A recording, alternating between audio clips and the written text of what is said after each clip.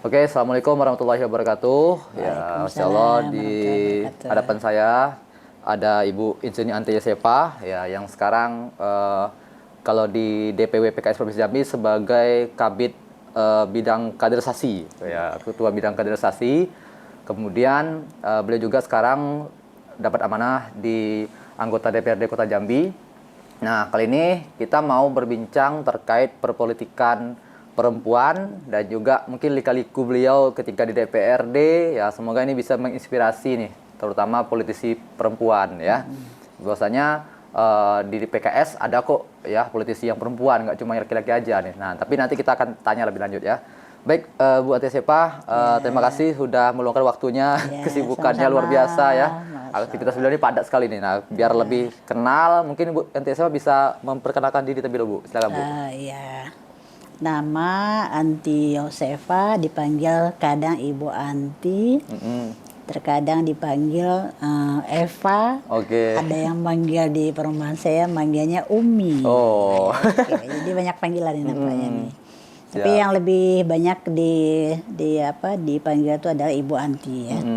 Gitu. Kemudian tinggal di Lorong Haji Ibrahim ya. Kemudian di Kecamatan Alam Barajo. Kemudian anaknya 4, cucung 1. Oh, sudah punya cucu ya? Oh, Masya Allah. Alhamdulillah, cucu Oke. 1. Oke, kemudian suami kerja di PTWKS. Ya, itu. Jadi pulang seminggu sekali. Kemudian Tapi masih bisa beraktivitas Ibu ya? masih ya, Siap, nampaknya siap. sudah terbiasa ya.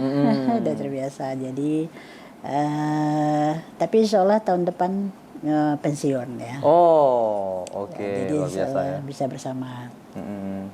Kemudian kalau kegiatan sehari-hari ya memang karena dari kampus dulu ya, jadi aktivis kampus ya ceritanya. Oh, Ibu kampus di mana, Bu? Kemana, Bu? Kampusnya IPB Bogor. Oh, di IPB. Oke, siap, siap. Aktivis kampus, kemudian dulu lulus ya tahun 2000 tahun berapa? 90-an atau 2000, 2000. 1995. Wah, 95. Bu. Saya baru 3 tahun tuh usianya. 95 ya Januari, kemudian Novembernya menikah, kemudian 96-nya punya anak gitu dan seterusnya. Tapi jadi Bogor ya, saya tinggalnya di Bogor 10 tahun. Kemudian tahun 2001 pindah ke Jambi.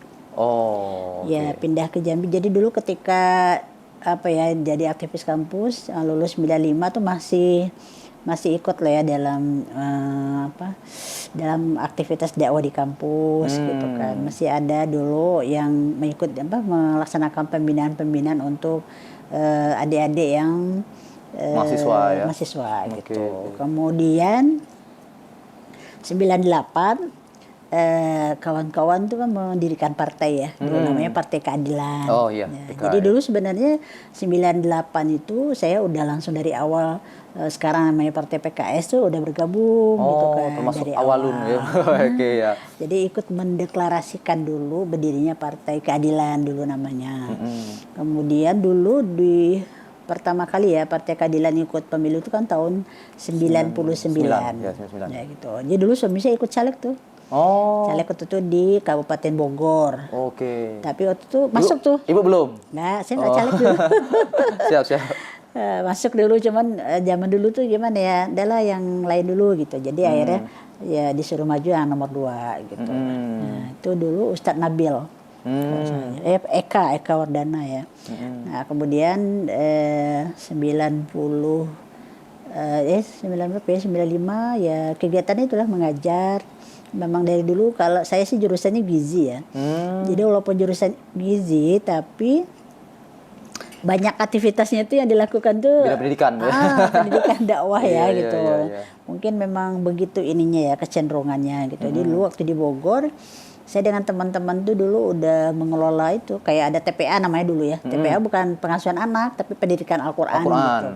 Oke. Gitu. Jadi bikin namanya dulu Yayasan Islam Alif. Yayasan Islam Alif sampai sekarang masih ada.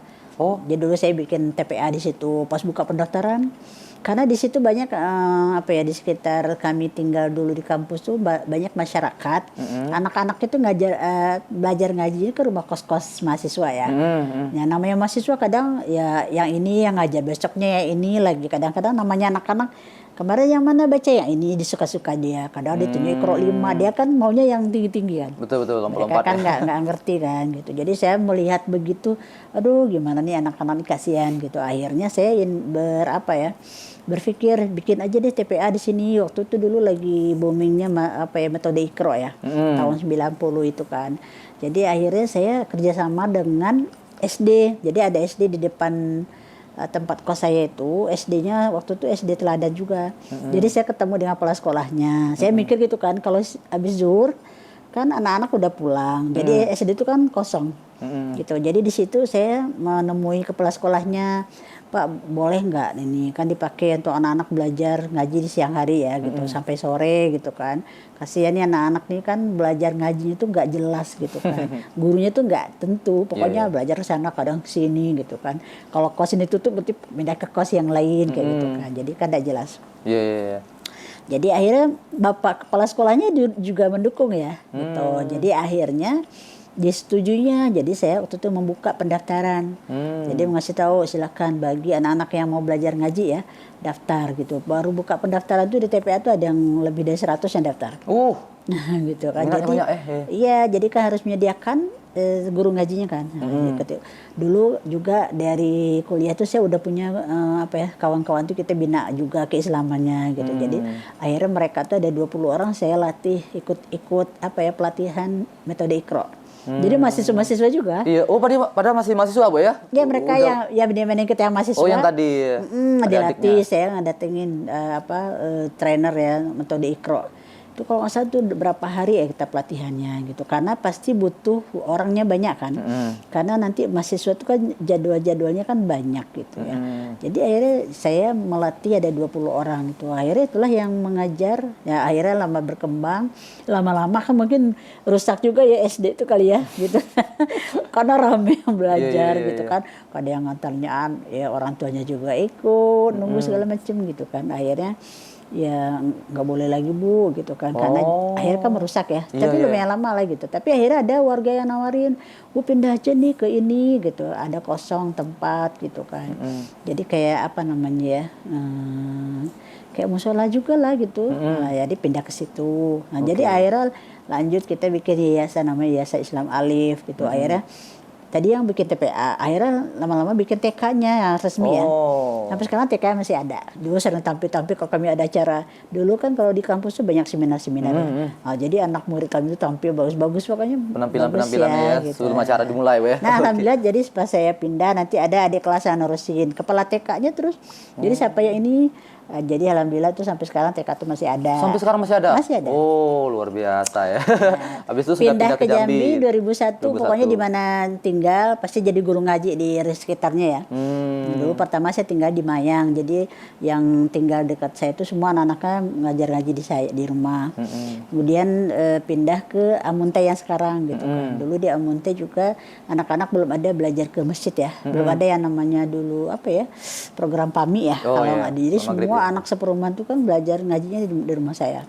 Jadi setiap hari itu memang saya ngajarin mereka gitu. Ada sekitar 30 orang setiap hari. Ngajar sendiri aja dari sore, dari maghrib sampai isya. Sampai saya akhirnya berhenti itu baru ketika sudah punya anak yang hamil 9 bulan mau melahirin gitu ya. Jadi alhamdulillah akhirnya saya datangi pengurus masjid, diserahkan ke masjid dan alhamdulillah sekarang berjalan di masjid. Nah itu mungkin ya, jadi memang dari mengajar memang ngaji. Sebenarnya tuh ya mungkin memang ininya tuh ya kecenderungannya pendidikan dan keagamaan kayak gitu. Jadi ilmu gizinya nggak terpakai Bu ya? Ada tetap dipakai di ya? rumah tuh penting. Oh iya. Itu lebih utama tuh, betul. Ya gizi untuk anak ya, untuk kita di keluarga tuh kan penting pakai. Siap. Dan sekarang gimana lagi Bu? Lanjutannya tuh. Aktivitasnya masih mengajar. Ya. Dulu saya waktu pindah sini 2001 kan. Kemudian 2003 itu ada PT WKS itu punya perumahan ya. Perumahan di tebing, ya namanya KPR ya disebutnya. Jadi di situ mereka tuh punya anak murid TPA-nya 250, gurunya ada, tapi kepala TPA-nya nggak ada. Oh. Nah, jadi orang tuh ada yang cari-cari gitu, cari kepala TPA siapa ya gitu. Tapi itu tuh masih dikelola oleh perusahaan gitu kan, maksudnya ada bagiannya gitu ya. Nah, kemudian entah siapa yang ngasih tahu gitu kan, dikasih taunya gitu ada ibu tuh. Jadi akhirnya saya diminta jadi apa? Guru ngaji lagi. Guru ngaji, kepala TPA di situ. 2003. Oh, luar biasa ya, setelah saya kepala TPA di situ banyak sekali perubahan-perubahan yang saya lakukan. Pokoknya sampai luar biasa lah. Ya, alhamdulillahnya itu memang mereka tuh apa yang saya ini kan tuh mereka mensupport gitu. Jadi akhirnya jadi dari yang dulu tuh pokoknya acak-acakan ya. Kemudian sudah tertib, kemudian juga udah berseragam, kemudian ada perpustakaannya, kemudian di launching oleh Kemenak ya dari Tanjabbar. Pokoknya berkembang alhamdulillah sampai 2005 ya kayaknya kalau saya di sana. Ya? Lebih kurang 4 tahun ya? 3 tahun kayaknya. 3 tahun ya, Bu, ya? Karena suami udah pindah kerja sana. Dulu kan suami di Mayang. Saya ke sana. Saya waktu itu cuma nyanggupin. Katanya, ibu tinggal di sini aja. Kami sediakan rumah. Ya nanti saya siangnya kan banyak kegiatan. Nanti ibu bisa ngajar di sekolah kami. Kan di situ ya ada sekolahnya kan. Dari TK sampai SMA. Nanti ibu bisa ngajar SMA gitu. Tuh saya nggak mau kan. Jadi kalau mau 2 hari sih Allah saya bisa mau gitu kan. Jadi berangkat Selasa dari pagi, kemudian dari siang ngajar sampai sore, kemudian juga malam, terus Rabunya full, Rabu sore saya pulang. Kalau begitu akhirnya mereka mau. Nah, itulah cuma 2 hari, tapi dalam waktu berapa lah, cuma 2 tahun itu udah banyak sekali perubahannya. Ya dulu situ belum ada pembinaan keagamaan. Nah, situlah saya dulu pertama kali memulai mempelopori di tebing itu ya? dulu tuh. Dulu belum ada pembinaan ibu-ibu tuh belum ada. Ya. Gitu. Nah, itu alhamdulillah. Jadi full banget tuh saya tuh benar-benar full banget kalau di situ. Padahal itu masih punya anak menyusui tuh. Si Fatia masih menyusui saya ke sana tuh. Sibuk tapi banget tuh. Kalau kita di sana, tapi kita disediain mobil naik dari Mayang tuh kan. Disediain tiket gitu. Tapi nanti di situ juga disediain ruangan khusus gitu kan. Semuanya udah disiapkan. Jadi kalau berangkat pagi 3 jam kan jam 11 nyampe. Nah jam 1 tuh udah mulai tuh ke TPA. Anak-anak kan mulai dari zuhur. Nah sore itu sudah selesai anak-anak pulang, saya langsung rapat guru ya gitu. Jadi rutin setiap sana tuh saya mesti rapat dengan guru-guru semuanya, berikan pembinaan, berikan arahan. Selesai sampai maghrib. Nanti malam saya diminta juga ngisi pembinaan karyawan yang putri ya di PT WKS itu di sana. Malam, habis itu nanti pagi saya ngadain pembinaan untuk ibunya. Nah, sampai jam 11 nanti zuhur TPA lagi, sore baru pulang. Jadi walaupun 2 hari full, itu benar-benar full banget ya. Kita masih punya bayi gitu. Tapi alhamdulillah luar biasa. Masih banyak orang tuh masih ingat lah Bu ya. Karena setiap bulan saya selalu ngadain banyak program-program yang saya adakan di situ dan mereka suka. Saya sebulan sekali nginap di situ. Maksudnya ada acara malam minggu di situ gitu kan. Jadi ada kegiatan subuh ceria, itu kan mereka sangat senang ya gitu kan. Ramai di situ tuh. Terus juga pertemuan wali muridnya sebulan sekali gitu kan. Jadi bagus ya mereka responnya.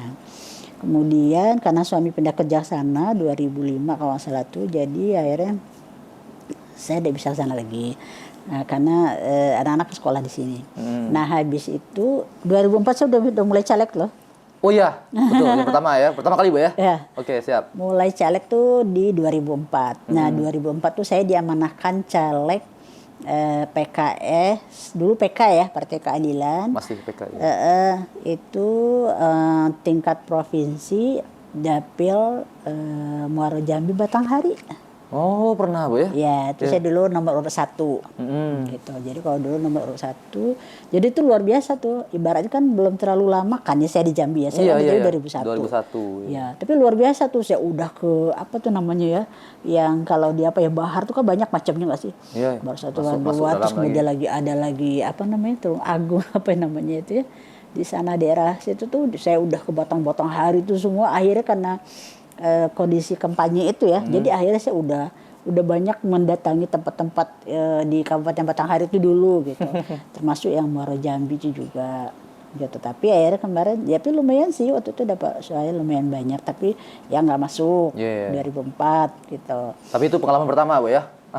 Pengalaman pertama, kemudian 2009 itu saya caleg di kota. Kenapa di kota? karena alasannya waktu itu saya masih punya bayi, gitu. Jadi kan awalnya dulu ke provinsi, gitu. Akhirnya baik saya kalau mau ini di kota aja, maksudnya di tempat sendiri, gitu. Itulah awalnya dulu kan 2009, gitu. Ya, alhamdulillah 2007 tuh dulu kegiatannya ini ya, buka sekolah SD ITH Sidiki ya. Oh, di situ berawal ya. Ya, sedikit itu juga awalnya dari pembinaan ya, gitu, pembinaan. Ya, jadi ada murid, ya kita buka ini yuk, gitu kan, kasihan anak-anak nggak tertampung di Nuri Ilmi, gitu kan, daerah-daerah sana gimana. Nah, ayolah saya support lah, gitu kan, tapi nggak punya dana, ya kami adalah ini, gitu kan. Nah, akhirnya jadi membantu, gitu. Jadi 2007 tuh akhirnya buka Sidiki, kemudian kan cuma bantu-bantu aja tadinya, bantu teman ya, dia mau buka gitu, saya bantu aja. Kemudian nyusun-nyusunin visi misi konsep-konsepnya gitu saya bikin. Terus nyari kepala sekolah, nggak ada yang mau. Tawarin teman-teman, mau nggak jadi kepala sekolah Sidiki gitu kan, muridnya ada 13 waktu itu pertama. Awal-awal ya. 15 sempat 14 ya, 15 orang kalau salah, 15 orang gitu kan, nggak ada yang mau. Nggak ada yang mau, ya sudahlah gitu kan. Gimana lagi, ya udahlah saya lah gitu kan, tanya sama suami gimana, ya tidak apa-apa daripada nggak ada kan. Nah, jadi akhirnya ya senang lah yayasan, ayo alhamdulillah gitu akhirnya. Jadi 2007 itu saya kepala sekolah SD. Waktu itu Bu sebagai anggota DPR? Belum ya? 2007 kan? Oh, 2007 masih 2007 kan kepala sekolah SD ITH Sidiki ya di Pasir Putih 2008. Baru 2 tahun kan, 2009 saya caleg. Jadi caleg 2009 itu saya udah sebagai kepala sekolah Sidiki. Kemudian ya alhamdulillah masuk gitu, masuk di DPRD Kota Jambi. Oke. Ya waktu itu ada 5 tuh anggota RPKS, perempuannya juga emang 1 gitu. Waktu itu saya di DP Alam Barajo juga kebetulan juga nomor 1 ya. Gitu. Kemudian 2014 caleg lagi di Dapil Alam Barajo juga. Dulu tuh masih gabung ya. Kota Baru.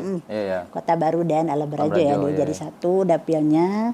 Ya, itu nggak masuk ya. Jadi anggota PKS waktu itu 5 aja, tinggal 1 saja seru. Iya, satu-satunya ya. Saya dengan Ustaz Jasus selisih suara 37. Oh, Masya Allah dikit.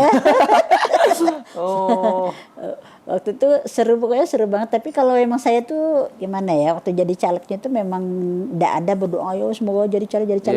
Maksudnya itu memintanya kalau memang terbaik jadi kalau emang itu terbaik kan. Kita jadi kalau nggak terbaik untuk apa kan?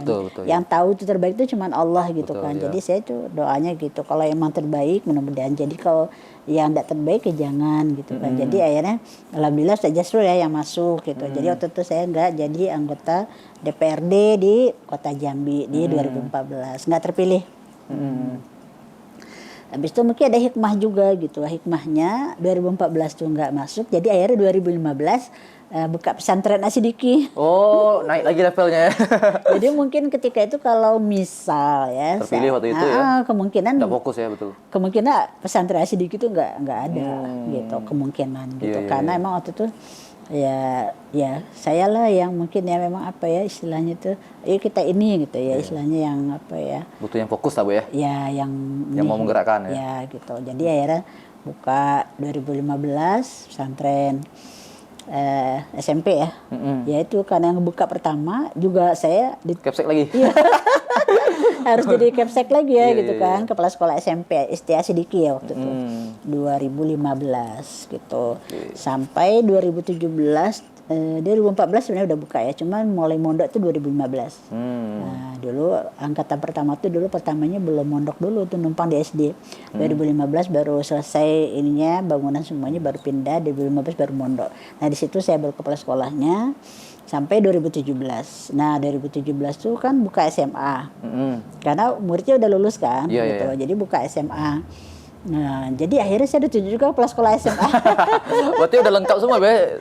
Pernah jadi Kepsek SD, SMP, SMA, TK juga sempat dulu. Gitu. Oh iya. Itu yang bikin dulu apa?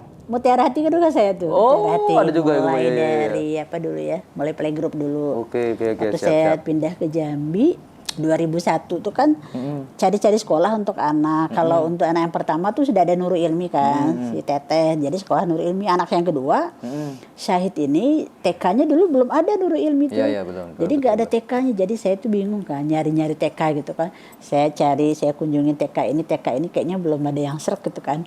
Jadi akhirnya sama kawan-kawannya kita bikin lah yuk gitu. Bikinlah playgroup gitu. Siap. Playgroup dulu. Jadi anak saya playgroup dulu. Yang kepala sekolahnya saya, yang ngajar juga saya. Siswanya juga anak Ya, sendiri. tapi anak-anak kawan lah gitu kan playgroup. Oke. Akhirnya udah tahun berikutnya kan jadi TK. Jadi akhirnya bukalah TK Mutiara Hati. Awalnya kan playgroup Mutiara Hati. Terus buka. Jadi saya juga tuh yang waktu itu ya bikin apa ya, konsep bikin TK. Jadi saya juga lah pertamanya pas sekolah TK di situ lah, yang juga ikut mengajar di situ. Nah akhirnya alhamdulillah lah gitu kan, regenerasi. Saya minta bantulah ya apa yang binaan kita di bawah lah gitu kan, ayo di bawah. Kalau satu ada tuh sempat kalau tidak salah tuh kepala sekolah Bu Leni. Leni ya, almarhum Yas ya tuh. Habis itu siapa lagi ya, sampailah sekarang kan gitu. Jadi TK tuh masih ada. Peninggalan Ibu ya, warisan. Ya enggak, maksudnya itu memulai aja, tapi nanti terusin sama regenerasi lah gitu. Jadi itulah, jadi ketika kepala sekolah SMA ya 2017, 2018, 2019 tuh saya juga kan masih kepala sekolah SMA. Iya. Nah, qadarullah itu jadi akhirnya saya kan terpilih lagi. Ya, caleg 2019 lagi ya. Ya gitu. Jadi kan saya harusnya nggak usah kepala sekolah lagi karena mungkin waktunya nggak banyak lagi standby. Ya, tidak fokus ya. Ya, tapi waktu itu wali murid pada bilang, "Bu, pokoknya lulusin dulu anak kami." Anak kami gitu kan. Oke. Ya, jadi akhirnya 2020 baru saya enggak kepala sekolah SMA lagi. Nah, tapi disuruh jadi tim mutu aja. Tim mutu yang pendidikan asidiki. Nah, sekarang pada penataan baru lagi, jadi saya sekarang ketua bidang pendidikan asidiki yang mungkin membawa TK sampai SMA ya, sampai MA. Jadi ada 7 unit pendidikan di asidiki. Itulah sekarang amanahnya sama di DPRD Kota Jambi. Kemudian juga pengurus partai ya.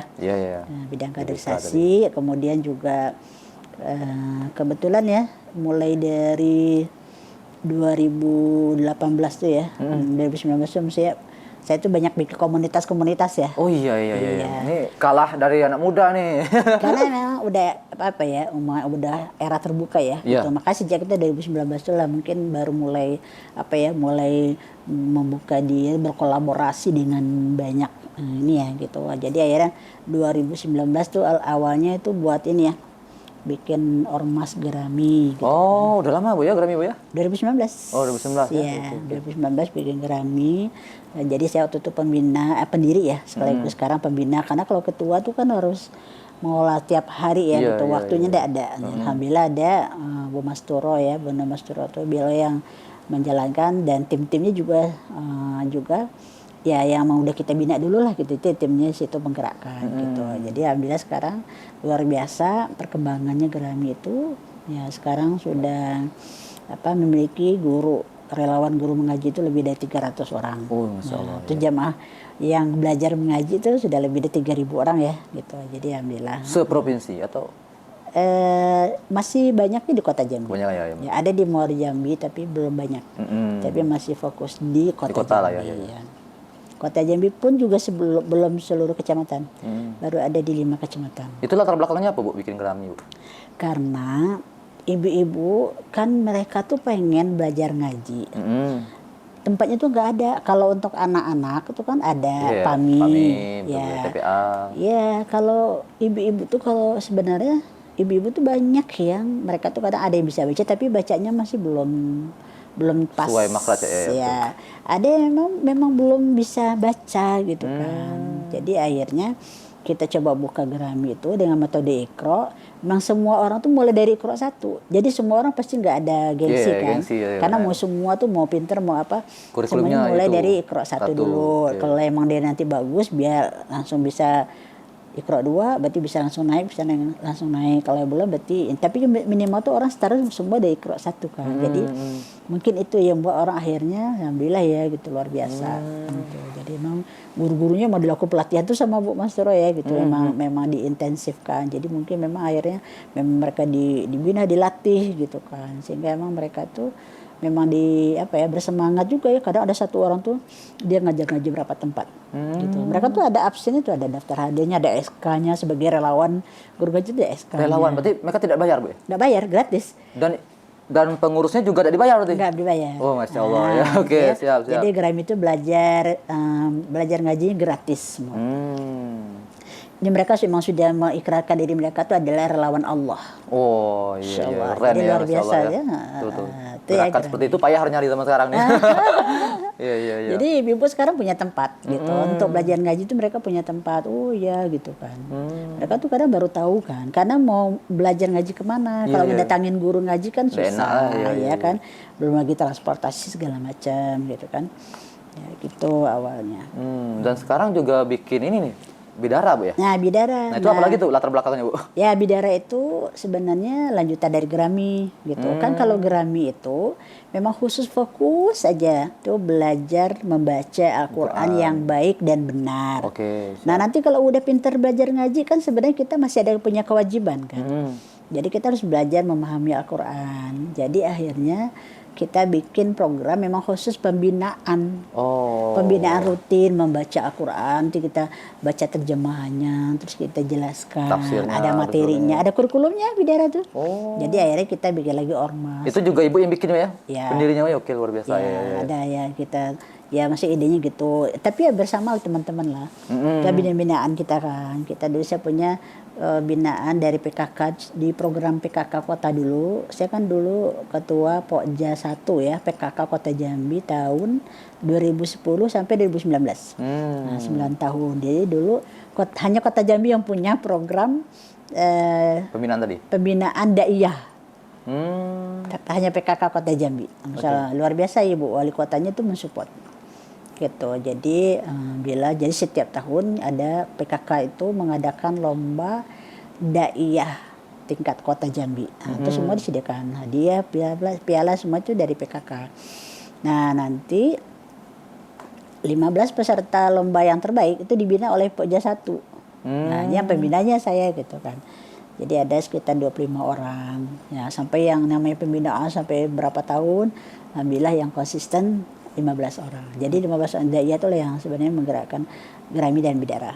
Luar biasa keren ya. Oke. Luar biasa. Jadi emang kalau kita dengar cerita dari awal tadi, ini basicnya nih dakwah semua, Bu ya. Oh, iya, dakwah pendidikan semua. Dan pendidikan dan dakwah. Ya, pendidikan dan dakwah nih. Dan mungkin Ibu Antesepa bisa terpilih sebagai anggota DPRD udah berapa kali, Bu? Di 2. Ya, 2 kali. 2 kali Bu ya. Nih, ya besok. Itu memang basisnya memang karena basis sosial tadi yang Ibu punya itu kan? Sepertinya ya. Iya, Masya Allah ya.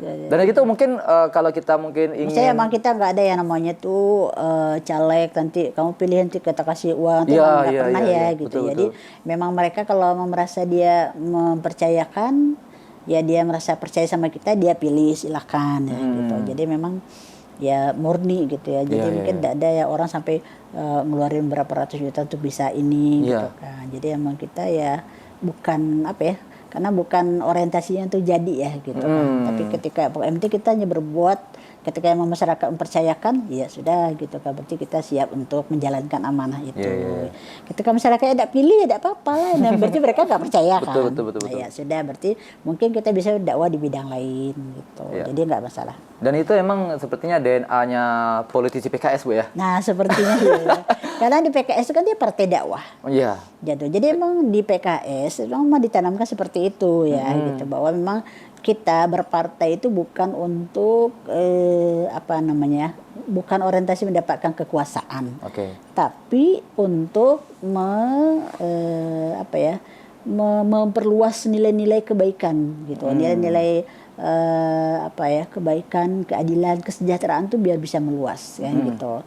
Jadi itu yang ditanamkan oleh PKS dan konsisten itu diniatkan semata karena Allah. Ya, jadi makanya berpartai dari PKS itu memang semata karena Allah. Kita melayani orang semua karena Allah. Jadi orang di partai PKS juga nggak ada karena duit ya, nggak ada dapat duit, nggak ada nerima duit. Ya, jadi semuanya ya di PKS semuanya kita kalau aktif ya biayanya kita menyumbang, masing-masing menyumbang gitu ya. Jadi kita lah bersama-sama pengurus partai, anggota partai membesarkan partai. Nah, itulah mungkin dari PKS. Makanya mungkin juga banyak orang yang heran, kok PKS nih baru ya tapi udah punya gedung sendiri ya. Oh iya. Ya, kadang mungkin banyak orang partai udah lama tapi mungkin mereka belum punya gedung sendiri. Ya mungkin karena itu ya. Jadi memang ketika mungkin memang ada orang yang menyumbang, jadi memang bukan untuk pribadi ya. Gitu. Jadi emang itu untuk partai gitu kan, untuk membesarkan partai gitu. Oke, jadi pendekatannya emang pendekatan yang membangun basis sosial tadi kan, sehingga kalau orang yang nggak punya basis sosial nih untuk dapat suara di DPRD terpaksalah menggunakan basis ekonomi. Ya kan dia nggak punya basis sosial kan? Walaupun sebenarnya ya kita tuh basis sosial itu sebenarnya itu bukan diniatkan untuk pemilu ya sebenarnya. Sebenarnya bukan niat untuk pemilu ya, tapi sebenarnya memang itu memang kewajiban kita. Ya kan. Jadi ya mungkin pas momen pemilu terus mungkin memang ada apa ya, jadi ada kemudahan ya mungkin itu sunatullah aja ya, tapi bukan orientasinya ke pemilu gitu ya. Meskipun ibu nanti tidak caleg, ibu akan tetap melakukan itu gitu kan? Insya Allah tetap. Itu. Jadi gitu emang DNA-nya emang seperti itu. Ya, jadi bukan karena calegnya ya. Gitu. Kita melakukan melayani masyarakat dan bersosial itu semuanya berdakwah itu bukan karena nanti biar menang pemilu, bukan. Bukan, Insya Allah bukan. Siap. Mungkin apa Bu kisah menarik barangkali selama ibu di DPRD kan ibu kan selama ini udah berdakwah terus akhirnya tiba di DPRD nih yang mungkin barangkali orang mengatakan politik itu kotor, pokoknya politik itu kejam kan. Nah ketika ibu berada di DPRD gimana nih pengalaman menariknya mungkin Bu? Ya pengalaman menariknya itu ya, jadi sebenarnya memang partai itu tidak kotor ya kan. Jadi tergantung kita memperankan ya gitu, memerankannya gitu kan. Kalau kita memerankannya kotor ya jadi kotor. Kalau kita tidak memerankannya kotor ya tentu juga berpolitik itu tidak kotor gitu kan. Karena Rasulullah juga berpolitik gitu kan. Di dalam Islam juga kan begitu kan. Dalam Islam itu kita berpolitik, kemudian kita meraih kekuasaan, tapi kekuasaan itu memang kita gunakan untuk kemaslahatan umatnya gitu. Bukan untuk kita nikmati ya. Ketika kita mendapatkan kekuasaan tapi bukan untuk kita nikmati pribadi gitu. Mungkin itu ya. Kemudian kalau di di DPRD kota ya, kami kan jumlah perempuan itu memang kan tidak banyak ya. Dari yang 45 itu ada 8 orang. Berarti berapa persennya? 45 8. 5 ya. Iya, sekitar 45. Nah, gitu. Jadi tidak banyak gitu memang gitu ya. Tapi memang keterwakilan perempuan itu memang sangat perlu gitu ya. Misalnya ya, ketika kita dalam membahas sebuah kebijakan, kadang kan ada yang memang mungkin bagi laki-laki itu mungkin nggak terlalu terfikir ya gitu, bisa juga. Terus juga kadang-kadang sebagian kalau misalnya nih ya, kalau dulu saya ingat ya kalau 2009 dulu tuh ketika ada misalnya di Badan Anggaran, ketika kita sedang membahas anggaran dengan dinas pemberdayaan perempuan. Nah dulu kan ada gitu ya, dinas pemberdayaan perempuan. Itu biasanya kalau teman-teman saya tuh, ayo sudahlah Ibu Anti aja lah gitu kan, bahas KB. Padahal bukan hanya KB ya, tapi mereka tuh udah ngebayang, udah bahas lah gitu.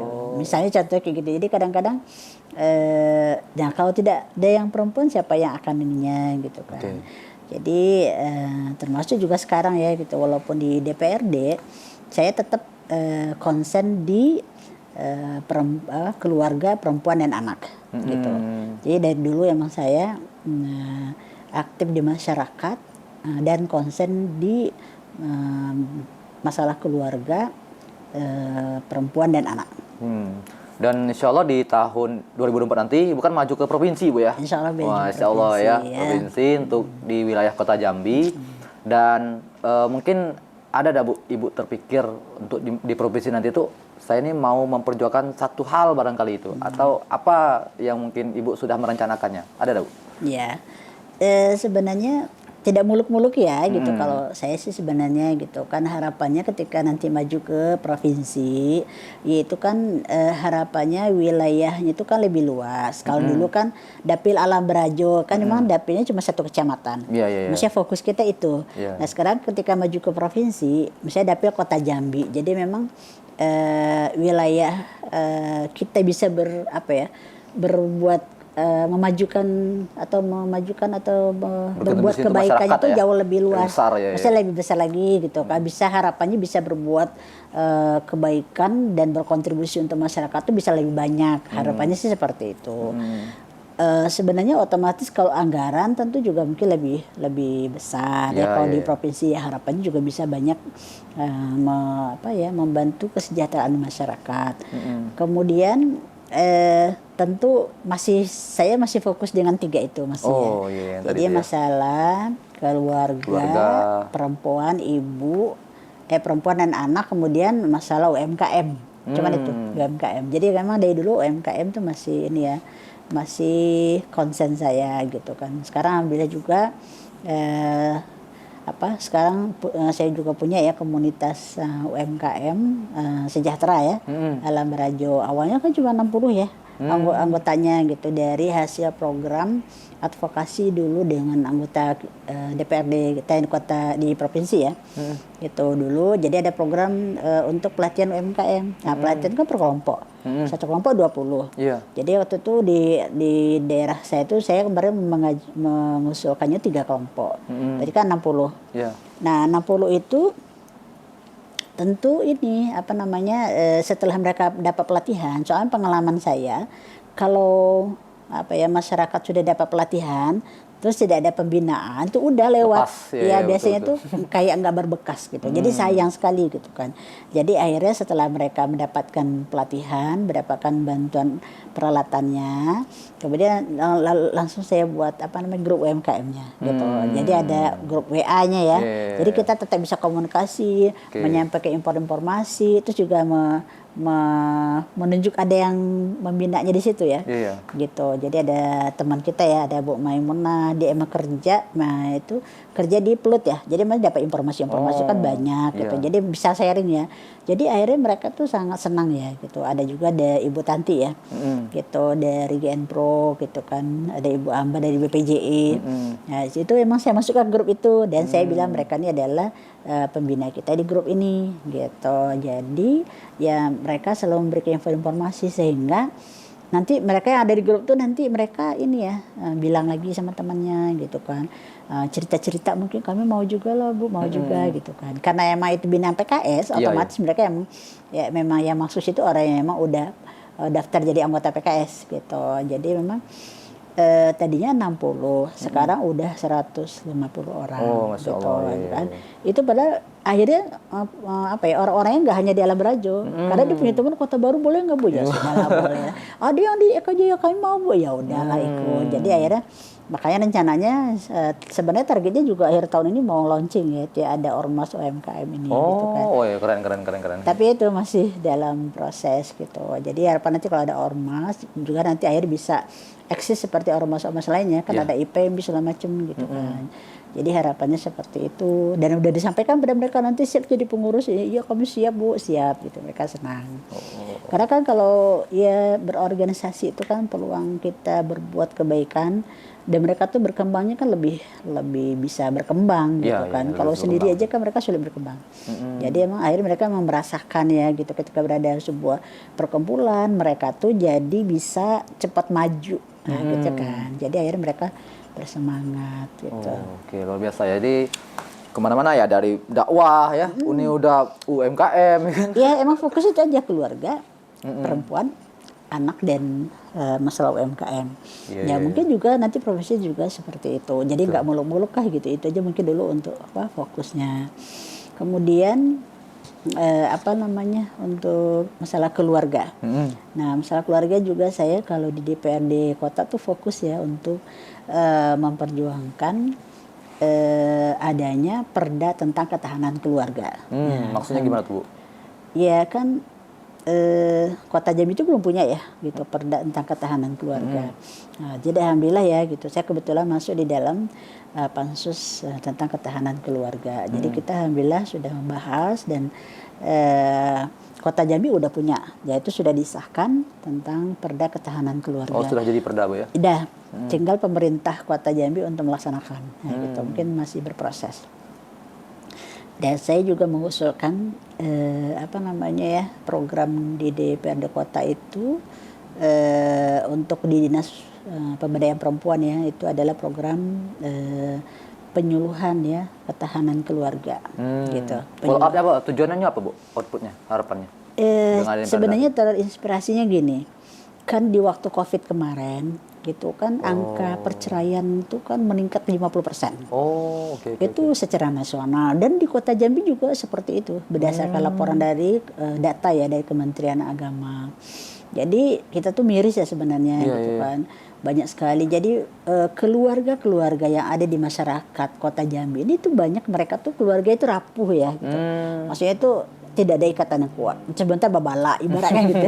Sebentar minta pisah, sebentar ini, pokoknya tuh ada keharmonisan tuh sulit gitu kan. Ya itu kan mereka tuh, masyarakat tuh kan butuh dibantu kan.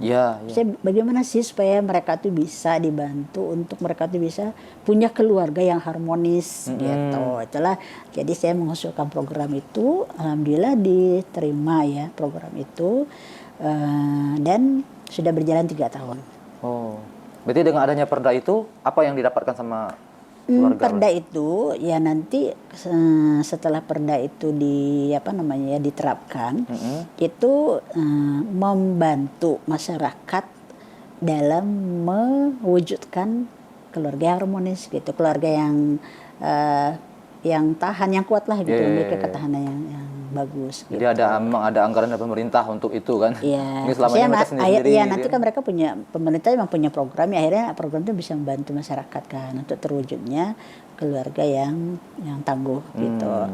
Nah sekarang saya kemarin program penyuluhan ketahanan keluarga itu melalui Desa Wisma. Nah itu 1 tahun karena keterbatasan anggaran, jadi 1 tahun itu cuma 6 kelompok. Desa Wisma itu 1 kelompok 20 orang ya. Sekarang sudah ada 6 kelompok setiap tahun. Karena udah 3 tahun, berarti sekarang sudah ada 18 kelompok ya, kali 20. Iya, anggota Desa Wisma itu dibina oleh konsultan RKI. Oh, luar biasa ya, Jadi narasumbernya itu dari RKI. Gitu. Sampai sekarang masih, Bu ya? Sampai sekarang masih. Oh, oke. Jadi kalau di program di pemerintah itu yang dibiayai kan cuma 6 kali pertemuan. Karena anggarannya 6 kelompok itu anggarannya 150 juta. Gitu. Jadi 1 kelompok itu anggarannya 25 juta untuk 6 kali pertemuan. Iya. Gitu. Karena mereka tuh kan dapat snack, dapat makan, kemudian dapat materi, kemudian mereka dapat transportasi gitu dalam pertemuan itu. Tapi saya mau udah nyampaikan dari awal, jadi biasa setiap di mana pembukaan itu saya hadir di situ. Ya, memang mereka nanti menyampaikan bahwa ini adalah program inisiatif Bu Anti gitu kan. Jadi mereka tuh kan merasakan manfaatnya gitu kan. Saya menyampaikan bahwa memang pemerintah tuh belum sanggup ya untuk melakukan terus-menerus misalnya 1 tahun. Anggarannya nggak cukup gitu kan. Sementara banyak orang yang ingin mendapatkan program itu. Ya, jadi akhirnya saya bilang gini, nanti tetap diadakan kumpul ya sebulan sekali gitu. Tapi nanti narasumber dari RKI itu bersedia gitu ya. Misalnya membina mereka ya gratis. Oh. Ya kan kalau ketika di program pemerintah kan semua di ini ya. Narasumber ada semuanya dibayar oleh pemerintah gitu kata saya itu. Jadi alhamdulillah mereka juga senang gitu ya. Jadi alhamdulillah sebulan sekali itu ada penyuluhan tentang keluarga. Oh, jadi wajar aja Ibu ini jadi kabid kaderisasi ya. Ternyata kegiatan beliau tuh emang berhubungan betul dengan kaderisasi, pengkaderan, kemudian anggotanya biar terus bertambah. Jadi ada program-program. Memang kayaknya tuh senang komunitas-komunitas ya saya. Jadi komunitas-komunitas tuh banyak gitu. Kalau di perumahan saya namanya HIPA. Apa tuh? Himpunan Pemuda Amuntai. Wow, ini juga tuh saya lihat tuh daun apa? Daun muda. Daun muda Bidara ya? Ya, daun muda. Itu program di bawah Bidara. Tapi khusus anak mudanya. Anak muda juga nih. Wah, ini kalah sama anak muda yang baik, ini enggak terasa yang udah 45 menit. Mungkin bisa ini Bu menceritakan closing statement-nya biar mungkin anak-anak muda yang dia perempuan mungkin maulah bisa ya berkontribusi seperti Ibu ya, yang bisa bikin komunitas, bahkan nanti bisa juga masuk ke ranah politik nih, karena nggak semua perempuan yang mau masuk ke ranah politik kan, mungkin berat kan. Nah, mungkin apa Bu closing statement-nya?